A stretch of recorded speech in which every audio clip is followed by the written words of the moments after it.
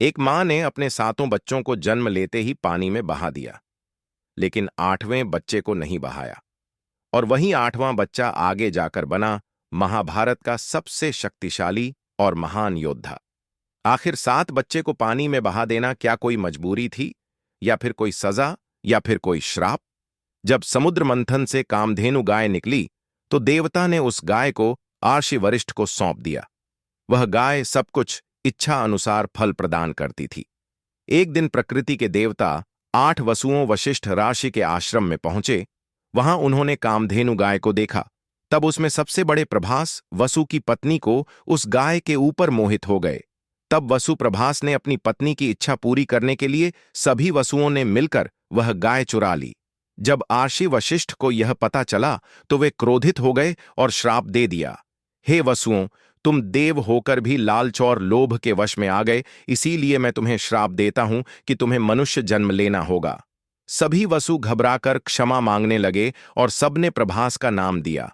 तब आर्षि वशिष्ठ को निर्दोष 7 वसु के ऊपर दया आ गई। तुम 7 वसु जन्म लेते ही मुक्त हो जाओगे, लेकिन यह 8वां वसु प्रभास को लंबा मानव जीवन भोगना पड़ेगा। जब हस्तिनापुर के महाराज शांतनु एक बार गंगा की मनमोहक सुंदरता पर मोहित हो गए, तब उन्होंने विवाह का प्रस्ताव रखा।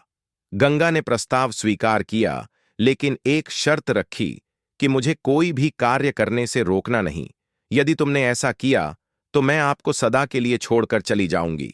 शांतनु ने वचन दिया और दोनों का विवाह हुआ। जब गंगा ने पहले पुत्र को जन्म दिया, तब उसे नदी में बहा दिया। शांतनु अंदर से टूट गए, लेकिन वचन के बंधन में मौन रहे। एक एक करके 7 पुत्र जन्मे और गंगा ने सभी को नदी में प्रवाहित कर दिया। लोग शांतनु को कहते थे, यह कैसी निर्दयी मां है, लेकिन असल में गंगा उन 7 वसुओं को श्राप से मुक्त कर रही थी। जब 8वां पुत्र प्रभास वसु जन्मा, तब गंगा फिर उसे नदी की ओर ले चली, लेकिन इस बार शांतनु सह ना सके। उन्होंने बहा देने से पहले रोक लिया। अब बस 7 बच्चों को खो चुका हूं, इसे नहीं मरने दूंगा, ये पुत्र मेरा वारिस बनेगा। तब गंगा बोली, हे राजन, आपने मेरी शर्त तोड़ दी, अब मैं आपको छोड़कर सदा के लिए जा रही हूं। गंगा अपने पुत्र देवव्रत को लेकर स्वर्गलोक चली गई। वहां उन्होंने उसे वेद, शास्त्र, धनुर्वेद और युद्ध कला की शिक्षा दी। जब देवव्रत युवा हुए, गंगा ने उन्हें उनके पिता शांतनु को सौंप दिया। आगे चलकर देवव्रत ने अपने पिता की खुशी के लिए आजीवन ब्रह्मचर्य का व्रत लिया। यही व्रत ने उन्हें नाम दिया गंगा पुत्र भीष्म पितामह।